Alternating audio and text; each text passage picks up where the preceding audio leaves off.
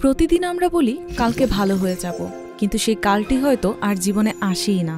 সময়ের সঙ্গে সঙ্গে হৃদয় কঠিন হয়ে যায় আর আত্মা হয়ে পড়ে নিস্তব্ধ। ঈশ্বর বারবার ডাকছেন, কিন্তু আমরা পৃথিবীর শব্দে বধির হয়ে আছি।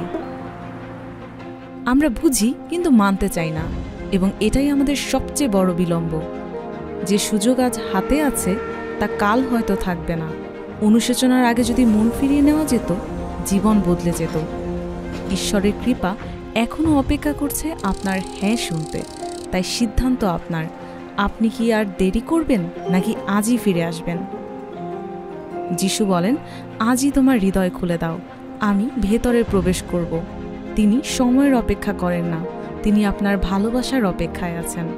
পবিত্র বাক্য স্মরণ করিয়ে দেয়, আজই মুক্তির দিন। তাই এখনই সিদ্ধান্ত নিন, কারণ যিশুর কাছে ফিরে আসাই চিরন্তন জীবনের শুরু।